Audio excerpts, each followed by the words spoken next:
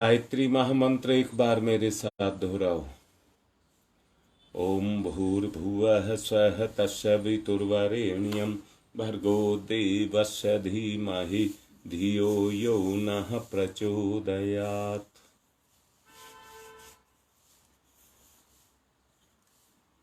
हम किसी भी बात को कहते हैं तो उसमें हमारा चैतन्य स्वरूप, हमारा मस्तिष्क काम करता है। जो ज्ञान काम करता है वो मुंह बोलता है, और मुंह के बोलने से उसमें मन नहीं बोलता, आत्मा नहीं बोलती, समर्थन नहीं मिलता, समर्थ का समर्थन नहीं मिलता।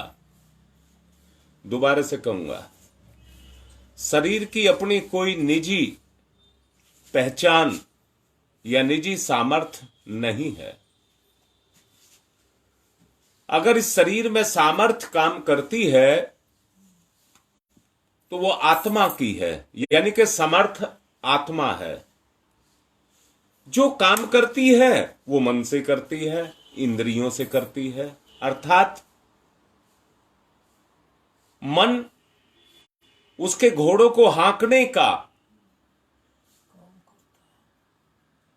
एक उसका सेवक है,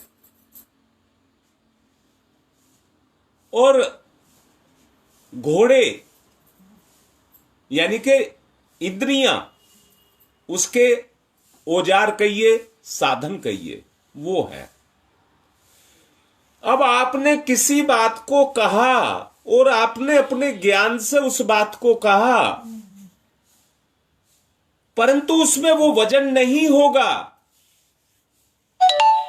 वो उथली होगी, खोखली होगी, हल्की होगी। वो वजन जो उसके अंदर आएगा वो दूसरे दो शरीर, कारण शरीर और सूक्ष्म शरीर, जब दोनों उसके साथ काम करेंगे तो उसमें ताकत पैदा हो जाएगी। इन्हीं को मैंने तीन, सचेतन, अर्धचेतन और अचेतन, तीन नाम दिए थे, और आपको बताया था पशु या मनुष्य से अलावा 84 लाख योनियों में जितने भी जीव हैं, सिर्फ इंसान के पास भगवान ने ज्ञान दिया है दूसरों को पेट भरने का और अपनी संतति को, अपने कुल को आगे बढ़ाने का। बस यही दो ही ज्ञान दिए हैं, परंतु इस इंसान को अच्छे बुरे का, अपने पराये का, पाप पुण्य का सब ज्ञान दिया है।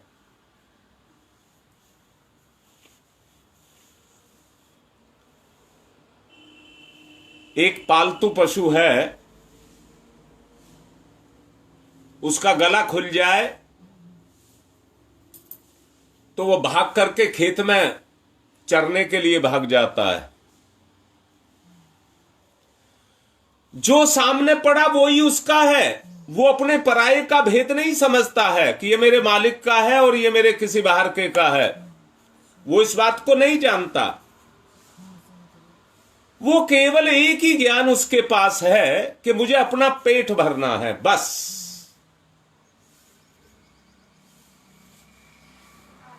आजकल जो खुले पशु घूमते हैं उनको भी आपने देखा होगा कि वो सारा दिन चरते ही नहीं रहते हैं। पेट भरा तो कहीं पेड़ की छाया में बैठ करके जुगाली भी करते हैं और तसल्ली से आंख बंद करके सोते भी हैं।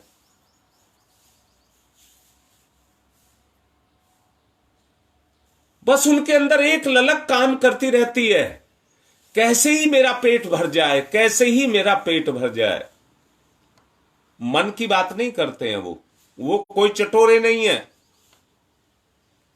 उनमें किसी तरह का कोई चटोरापन नहीं है। उनको केवल अपने पेट भरने की फिक्र है। दूसरी तरफ बच्चे पैदा करने का तो प्रकृति का दबाव है, या उनको पालने का दबाव है, उससे ज्यादा उनका कोई दबाव उनके ऊपर नहीं है। जैसे ही बच्चा समर्थ होता है, मां अपने लात मार देती है, उसको दूध नहीं पिलाती फिर, और उसके हाल पर उसको छोड़ देती है, फिर उसकी परवाह नहीं करती है। परंतु हमारा ज्ञान कैसा है कि हम हर वक्त मोह माया से ग्रसित रहते हैं।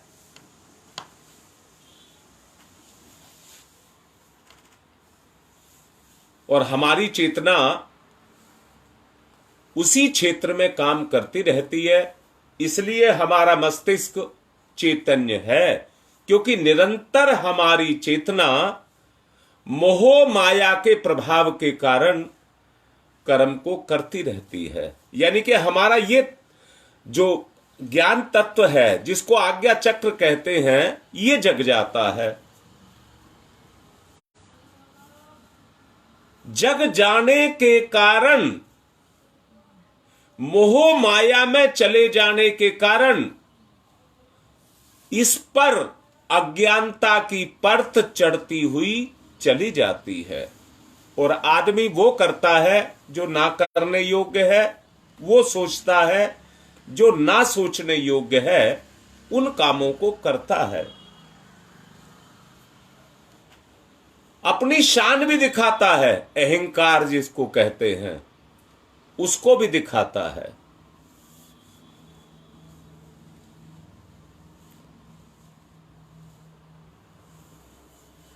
इसलिए मैंने अभी आपसे कहा, बाकी जितने जीव हैं वो सब इस काम को नहीं करते, क्योंकि उनका वो तत्व जगा नहीं होता।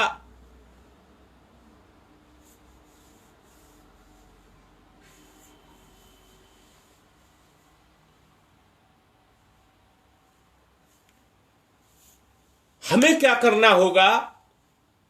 अर्धचेतन और अचेतन दोनों को जागृत करना होगा।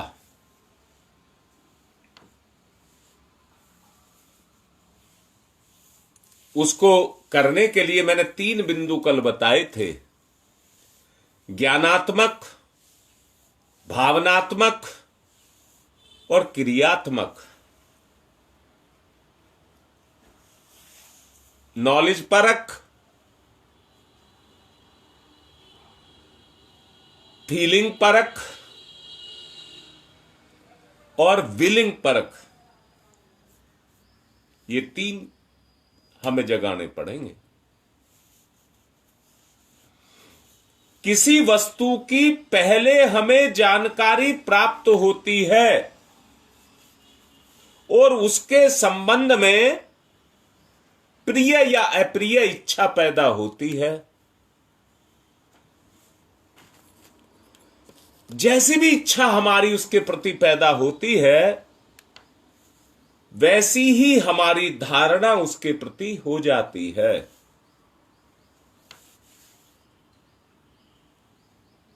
उसे पाने, हटाने या उपेक्षा करने, हमारा जो उसके प्रति मन होता है वो उसी के अनुसार होता है। बहुत से व्यक्ति हैं, वो किसी बात से घृणा करते हैं,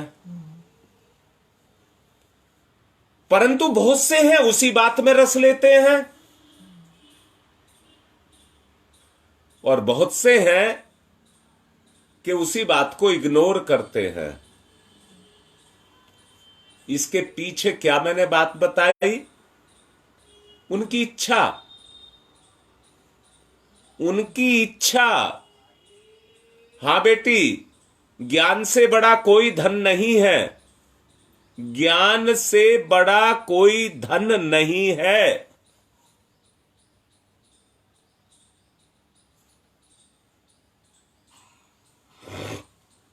मैंने 3 अवस्थाएं उसकी बताई। पाने की इच्छा, घृणा और उपेक्षा। प्राथमिक ज्ञान की जो इच्छा है उससे क्रिया का उदय होता है, उससे क्रिया का उदय होता है। और क्रिया के उपरांत हमारी चेतना उसी क्षेत्र में अपने काम को करने लग जाती है।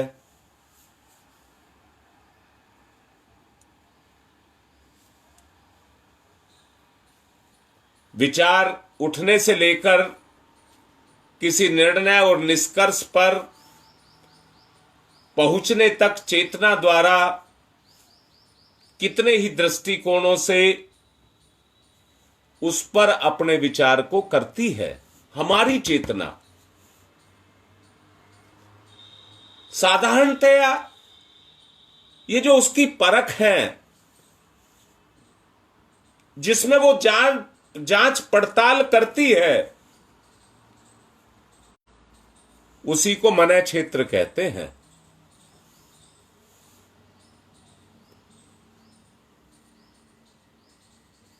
ये मन के भी विभाग हैं।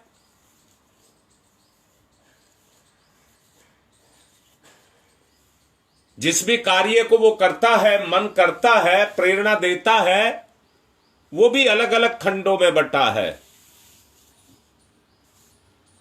विचार मिलते हैं तो समानता, नहीं मिलते हैं तो विपरीतता, मिल गए तो समीपता,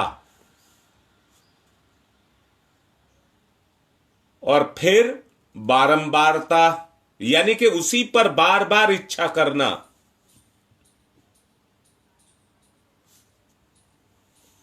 जब इच्छा होने लग जाती है तो नवीनता, बार बार के इच्छा करने से विचार में नवीनता आती रहती है। और जब आदत में आ जाता है तो प्रबलता।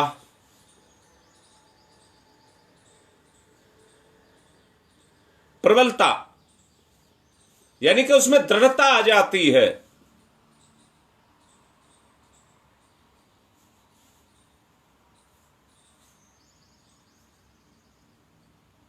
और जब दृढ़ता आ जाती है, वो जिस काम को फिर करता है उस दृढ़ता के आधार पर ही वो कर्म को प्रधानता देता है या प्राथमिकता देता है। जो विचार में दृढ़ हो गया उसी को प्राथमिकता देता है। मैंने इसके खंड बनाने का प्रयास किया है। हमारा चिंतन, दोबारा से बोल रहा हूं, जब हम किसी भी विषय पर सोचते हैं, अगर हमारे साथ किसी के विचार मिलते हैं तो समानता आती है, नहीं मिलते हैं तो विपरीतता आती है। 2 बिंदु हो गए। विचारों से ही व्यक्ति समीप आता है, इसलिए तीसरा बिंदु समीपता। अपने मन की बात एक दूसरे से कहना चाहते हैं, एक दूसरे में विलय होना चाहते हैं, बार बार मिलना चाहते हैं। मन की तसल्ली नहीं होती है, एक साथ रहना चाहते हैं। इसको बारंबारता यानी कि दूरी को मिटा करके बार बार एकाकार करना।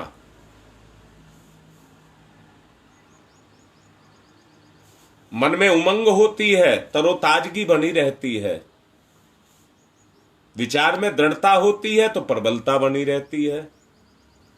और अंतिम है, व्यक्ति जो इतना दृढ़ जिस पर सोचता है उसी को प्राथमिकता देता है। इन्हीं आधारों पर हमारे तर्क, पक्ष विपक्ष संभावनाओं को प्रस्तुत करते हैं। अपने या दूसरे के अनुभवों के सहारे प्रमाण, साक्षी उनको ढूंढ करके संभावनाओं की कल्पना एक बहुत बड़ा चित्रण खड़ा करती है और हम उसके द्वारा किसी निष्कर्ष पर पहुंचते हैं। एक बात कहना चाहूंगा, उस समय मन के दो पक्ष बने रहते हैं, आत्मा तीसरे पक्ष में रहती है। एक मन कहता है, इसको द्विधा कहते हैं, इस काम को कर ले, और दूसरा कहता है इस काम को मत कर, इसको द्विधा कहते हैं। परंतु कई बार क्या होता है, अक्सर, कई बार मत कहिए, अक्सर क्या होता है, हमें पता है कि ये बात गलत है, ये काम गलत है, मन का वो प्रबलता वाला पक्ष अपने अंदर नवीनता का संचार करने के लिए, नई खुशियों का संचार करने के लिए इतना दृढ़, इतना प्रबल हो जाता है कि बुरी बात को, पाप को करने के लिए उद्धत हो जाता है और पाप कर बैठता है। मैं किसके कारण कह रहा हूं? प्रबलता, विचार की प्रबलता, यानी कि इतनी प्रबलता आप महसूस करो अंदर से। हमारे अंदर विचार उठते रहते हैं,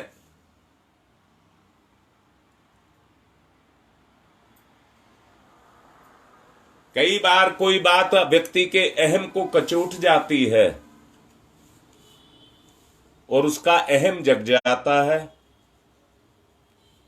वो खुद अपना विनाश करने के लिए, मरने मारने के लिए, विनाश करने के लिए, तबाह करने के लिए तैयार हो जाता है और कर देता है।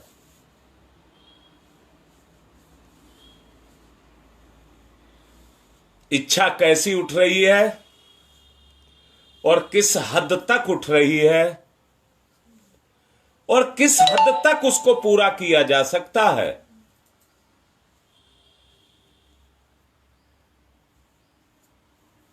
यह हमारे मनोबल के ऊपर निर्भर करता है। छोटे बच्चों में इच्छा और कल्पना की ही भरमार रहती है, सोचने समझने की क्षमता नहीं होती, उसके अंदर तरह तरह की कल्पनाएं उठती रहती हैं। ये क्या है, ये क्या है, ये क्यों होता है, ऐसा कैसे होता है, ये सब उसके अंदर जिज्ञासा के रूप में उठती रहती हैं। तर्क वितर्क भी करता है, छोटा बच्चा तर्क वितर्क भी करता है निर्णय पर पहुंचने के लिए। गुण अवगुण समझाने वाले दृष्टिकोण का उनमें विकास नहीं होता, छोटे बच्चों के अंदर विकास नहीं होता, इसलिए कल्पनाएं मधुर या भयानक, कल्पनाएं मधुर या भयानक होते हुए भी वो निर्णय नहीं कर पाते हैं। छोटा बच्चा देखा होगा, अगर कोई विषैला सर्प या कोई जा रहा हो तो छोटे बच्चे को उससे कोई डर नहीं लगता, उसको भी पकड़ने की कोशिश करता है। या आग का दीप, आग भी जल रही हो तो उस पर भी हाथ मारने की कोशिश करता है। अर्थात ऐसी दशा में किसी भी तरह की इच्छा पूर्ति करने के लिए उसके ज्ञान की नहीं, उसकी चेष्टा की आवश्यकता होती है। छोटे बच्चे को नहीं पता आग जलाती है, पर एक बार आग को छू लेता है तो उसकी गर्मी जो उसको जलाती है सदा सदा के लिए, उसके मन के अंदर वो बात बैठ जाती है और आग को देख करके छोटा बच्चा कहता है ताता है नहीं छूंगा, ताता है नहीं छूंगा। उसकी गर्मी को वो महसूस कर लेता है, करने के कारण वो उसके अंदर गड़ करके बैठ जाती है, उसके अचेतन में चली जाती है और फिर उस काम को नहीं करता। अब दोबारा से कहूंगा, हमारा जो चैतन्य पक्ष है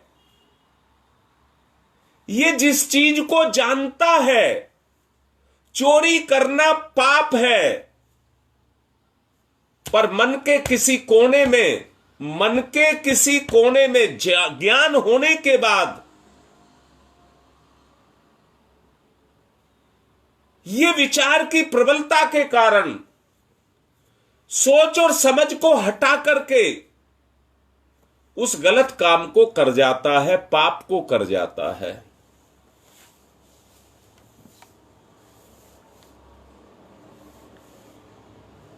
वही बच्चा है, जब वो छोटा है तो उसके अंग कोमल हैं, पर उससे भी अधिक बड़ा असक्तता उसके अंदर है, निर्णय लेने की कमी।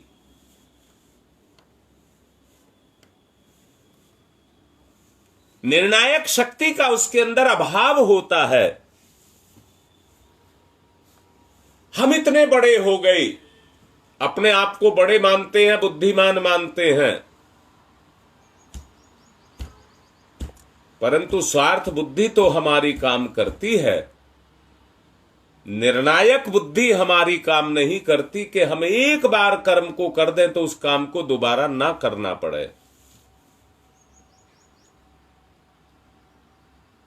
जिस भी ज्ञान में हमारे में जो चीज आकर के अचेतन पर बैठ गई,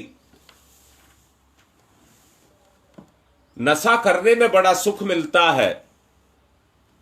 बाहर से तो कुछ कुछ बोलेगा, नशे की बुराई करेगा,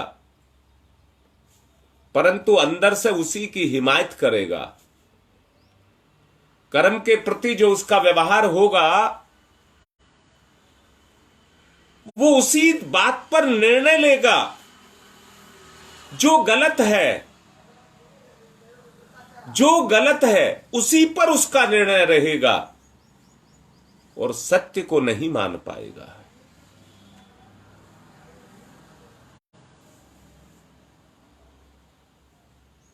मैंने आपको बताया अन्य जीवों में सचेतन मन की अपेक्षा अचेतन शक्ति अधिक समर्थ होती है, इसलिए उनके परंपरागत चिर सिंचित अनुभव जो अभ्यास या संस्कार के रूप में जमे होते हैं वो वैसे ही काम करते हैं। उपयोगी निर्णय सहज ही करने की क्षमता उनके अंदर होती है। और फिर एक बात और है, मैंने अभी जैसा कहा था, एक जानवर का अगर गला खुल जाए तो उसको चिंता अपने पेट की रहती है और वो भाग करके सामने जिसका भी खेत पड़ा उसी को खाने लग जाता है। सोच समझ ना होने के कारण, केवल पेट की भूख का उसके ऊपर दबाव होने के कारण वो अपने निर्णय उसी क्षेत्र में लेता है जिसमें उसका पेट भर जाए। कब क्या करना है इसका निष्कर्ष निकालने के लिए बहुत सोच विचार नहीं करना पड़ता उनको। इसके लिए उन्हें तर्क वितर्क का भी सहारा नहीं लेना पड़ता। उनकी सहज चेतना आवश्यक मार्गदर्शन उनका करती रहती है। किंतु मनुष्य के बारे में ये बात नहीं, ऐसी बात नहीं है। उसका सचेतन प्रबल होता है और अचेतन हर बात को सहज स्वीकार नहीं करता। उसके लिए परिस्थितियां, संभावनाएं, उनके भले बुरे पक्ष उसको समझ करके अंतिम फैसला करना चाहता है। इसलिए निर्णायक मार्गदर्शन अचेतन के हाथ से निकलकर सचेतन के कंधों पर चला जाता है। इसी विशेषता के कारण मननशील मनुष्य कहा जाता है। मननशील होने के कारण उसको मनुष्य कहते हैं। मनुष्य के सर्वांगीण उत्कर्ष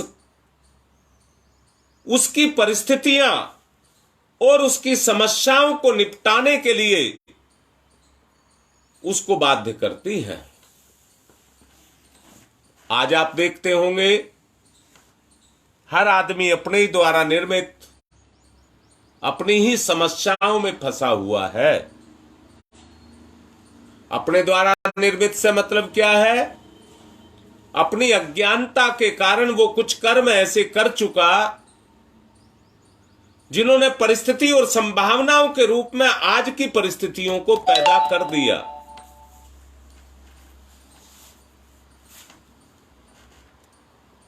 जो बोया है उसको काटना पड़ेगा, उसको जड़ से निकालना पड़ेगा।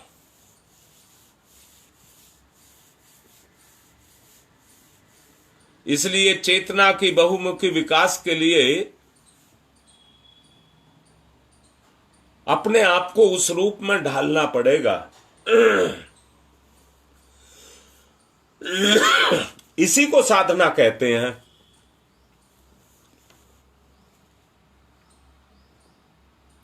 अन्य जीवों के सामने वैसा कुछ नहीं होता। आप महसूस करिए अंदर से। पशु आगे पीछे का नहीं सोचता है, वर्तमान का सोचता है। उसे क्योंकि वर्तमान का ज्ञान है और वो भी स्वल्प। स्वल्प से मतलब है अपना पेट भरना और प्रकृति के दबाव के कारण अपने बच्चे पैदा कर लेना। बस इससे ज्यादा पालना पोषना उसके मन में नहीं आता है, विचार नहीं आता है। ये मात्र शरीर यात्रा है और इसका संबंध आपके तन तक, शरीर तक ही है, आत्मा तक नहीं। आत्मा तक नहीं। अगर आत्मा तक पहुंचना है तो हमको भावनात्मक फीलिंग उसको जागृत करना पड़ेगा। अगर उस फीलिंग को हम जागृत करते हैं तो कर्म क्षेत्र हमारा भावनाओं से ओतप्रोत हो जाएगा।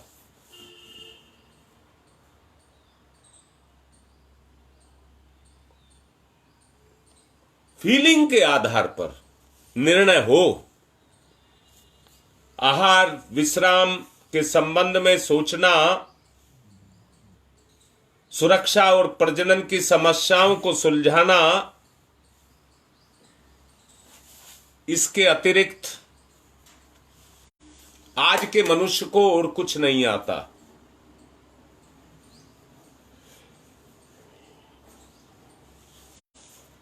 परंतु ये समस्याएं भी अपना इतना विस्तार लिए हुए हैं, उस विस्तार के कारण इस इंसान की इच्छाएं पूर्ण नहीं होती और पूर्ण ना होने के कारण वो इन्हीं समस्याओं को पैदा करता रहता है, इन्हीं को मिटाता झेलता रहता है, मिटाता नहीं झेलता रहता है। दोबारा बोल रहा हूं, पैदा खुद करता है पर उसके परिणामों को झेलता रहता है, उसकी समय की मार को खाता रहता है। परंतु मन का वो पक्ष प्रबल होने के कारण उसे पता है कि तू पाप कर रहा है और इस पाप का परिणाम बुरा आएगा, और उस बुरे परिणाम को झेल रहा है, परंतु फिर भी पाप करने की इच्छा को रख रहा है। तो निरंतर उसने एक ऐसा प्रवाह पैदा कर दिया, एक अंतर ऐसा प्रवाह का हो गया, जैसे नदी बिल्कुल पवित्र जल लेकर के बह रही है। जो बात मैं कहना चाहता हूं, अभी नेहरू विहार के कुछ कार्यकर्ता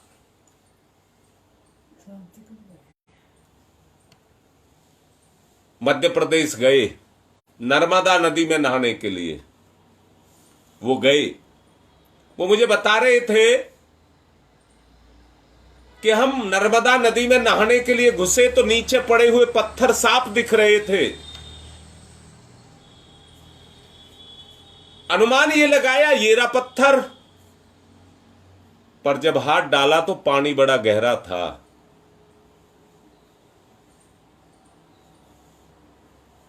मैं फिर से कहूंगा, जल में पवित्र जल होने के कारण उसकी गहराई नहीं दिखाई देती है, तली ऊपर आ जाती है, परंतु सच्चाई में नहीं आती।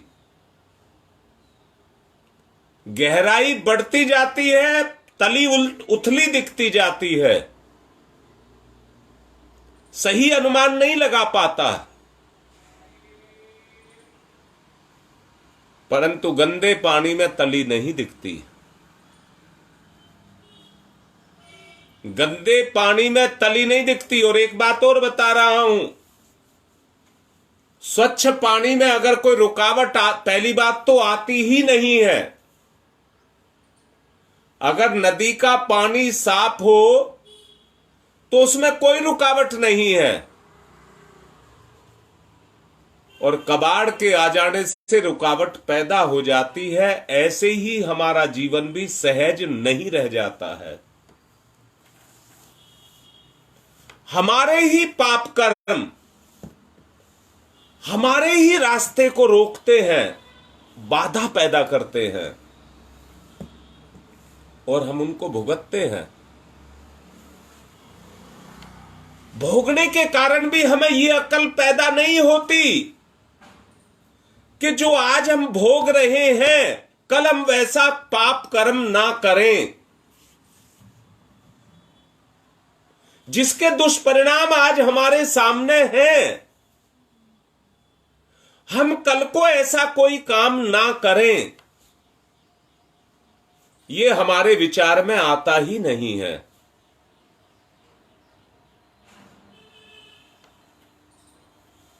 आदमी अपना एक आकार स्वरूप धारण कर लेता है,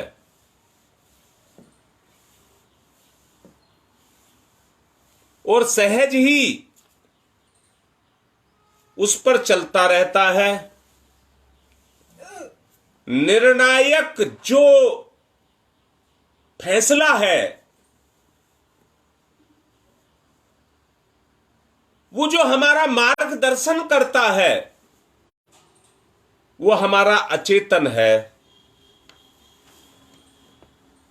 अब दोबारा से समझना जो कहना चाह रहा हूं। अचेतन के हाथ से निकल कर के निर्णय सचेतन के हाथ में आ गया। हां बेटी, अभी यही समझा रहा हूं।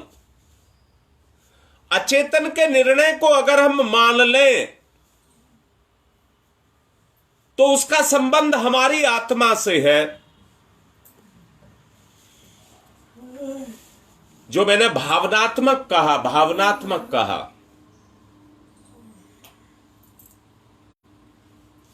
उससे उसका संबंध है।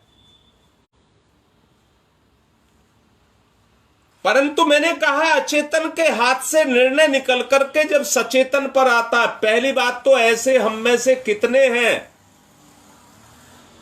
जो भावनात्मक स्तर पर अपने जीवन को जीते हों। लूट का माल है, फ्री का माल है, पराया माल है, हाथ मार लीजिए उस पर। हम चोर नहीं डकैत बन चुके हैं, हम मगरमच्छ बन चुके हैं, निगल जाना चाहते हैं।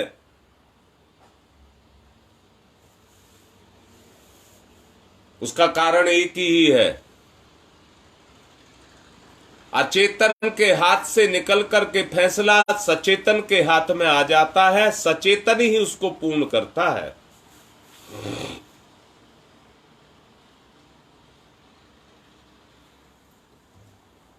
मनुष्य जिस सेवा भाव के उद्देश्य को लेकर के संसार में आया था, मैं लोक कल्याण की, लोक मंगल की भावना से अपने काम को करूंगा,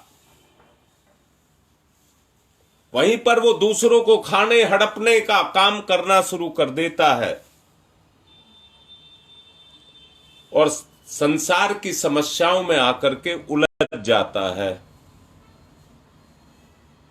ऐसी स्थिति पैदा हो जाती है जैसे बियाबान जंगल में रात के अंधेरे में आदमी कोई खड़ा हो, किधर जाए, जिधर जाता है उधर ही भय, जिधर जाता है उधर ही भय दिखाई देता है। जिंदगी दुख में फंस करके खड़ी हो जाती है।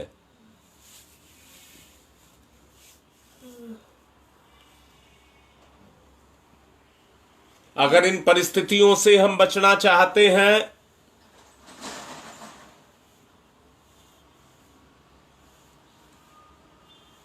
आप दूसरों को देख रहे हैं, उनके सामने कोई परिस्थिति नहीं है, वो रोज कुछ मौज मस्ती हंसी खुदी उछल कूद भी कर लेते हैं।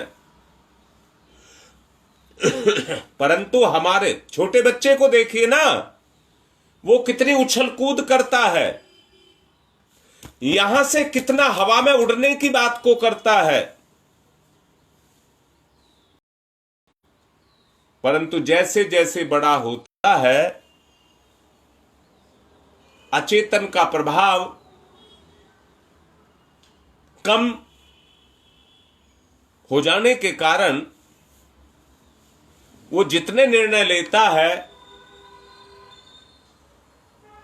भोग विलास के चक्कर में फंस करके गलत काम को करता है और अपने लिए समस्याएं पैदा कर लेता है।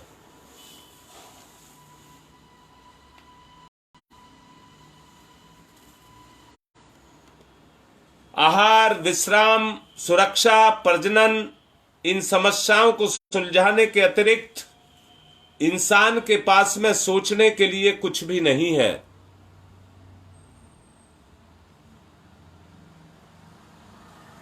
कुछ भी नहीं है। आज का आदमी उसी में फंसा है। आहार, विश्राम, सुरक्षा और प्रजनन, इन्हीं में फंसा है।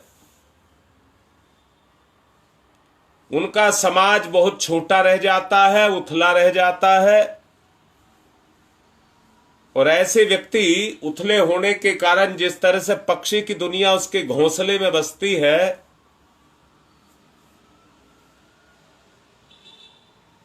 हमारी स्थिति भी कुछ इसी तरह की बनकर के तैयार हो जाती है। मस्तिष्क को अधिक कुछ सोचने की आवश्यकता नहीं पड़ती। आवश्यकता तो आविष्कार की जननी कही गई है। चेतनात्मक विकास मनुष्य को लाभान्वित करने का, कराने का श्रेय उसकी परिस्थितियों और समस्याओं को, जिन्हें उसने अपने कर्मिक विकास के साथ साथ अनवरत रूप से आगे बढ़ाने का काम किया है।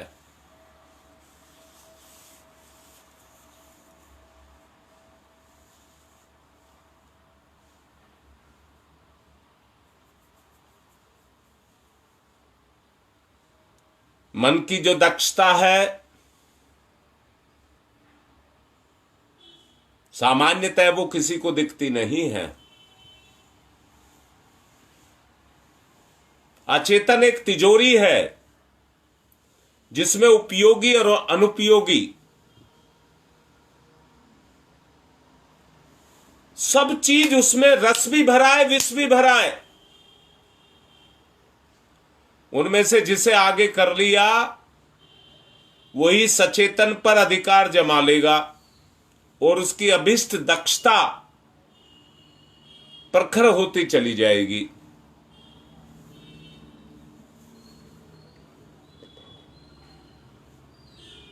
बुद्धिमान, विवेकशील, दूरदर्शी और निर्णय लेने वाले, सही ढंग से काम करने वाले व्यक्ति अचेतन की गहरी परतों से अपनी विशेषताओं को उपलब्ध कर सकते हैं। इसलिए हमें उस स्तर पर अपने जीवन को जीना होगा।